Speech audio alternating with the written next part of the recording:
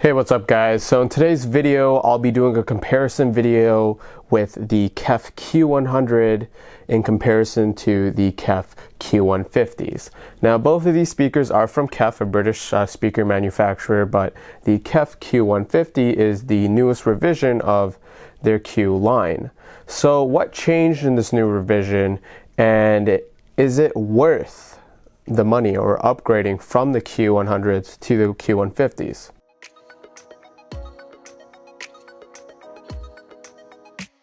Starting with the build, this is one of the biggest things that I've noticed, and it's actually a downgrade actually. So the Q150s has a nice rigid faceplate. The construction is a lot more well thought out. It has a black ash finish, while the Q150s are a MDF construction with a more fragile design. Aesthetics wise, it is a lot more modern, and it definitely fits with a lot of modern decors, but that's not the only change that they've done. So with the Q100s, you get a front ported design, while the Q150s is a rear ported design. What that means is that with a rear ported design speaker with the Q150s, you have to be more careful with how you position your speakers. How far away you have it against the wall will dictate the bass response that you get from these bookshelves. With that being said, both speakers roll off at about 60 Hertz. What changing the distance from the wall does is how loud that bass response is.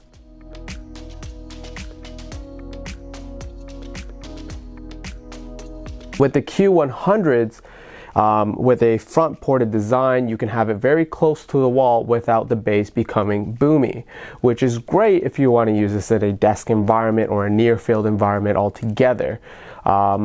So with that, I consider that a perk. It definitely depends on your situation. Not only has that changed, but with the Q100s, these are bi-ampable speakers, so the actual mid-woofer and the tweeter can be amped separately. The Q150s do not have that. It is just a single, dual binding posts, and what happens with this speaker or the driver altogether is that when you play very loud dynamic music, especially in a mid-sized room, you will hear the distortion from the tweeter and the mid-woofer where they meet. It's very audible. The Q100s have a bit more headroom, and they don't start distorting as soon as the Q150s in my experience. So in my use case, what I've really used the Q150s for is the surrounds in my home theater, but I did take them out, to compare the musicality and how these speakers, voice their music.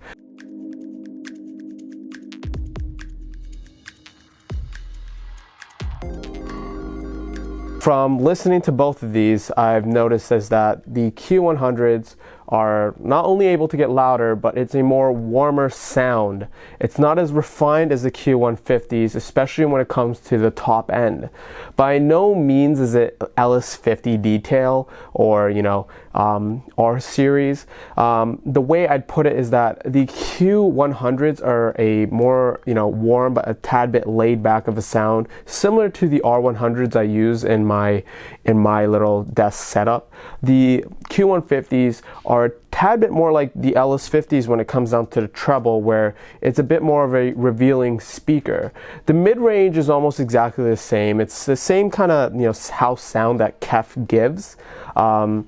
Vocals really blow me away with either speaker, but definitely when you want a full range sound, they have their limitations. They are small bookshelf speakers, but they're similarly sized, and if you do want a full extending sound, I would recommend a subwoofer or looking at their floor standard variant. Why would I choose the Q150s over the Q100s or vice versa? Well, if you like the Q100s, you'd like it for the build. This finish is a lot more robust. The build is a bit more robust compared to the Q150s. The Q150s, I've owned them for about a year. The actual finish is very easy to, it's very dust attractive.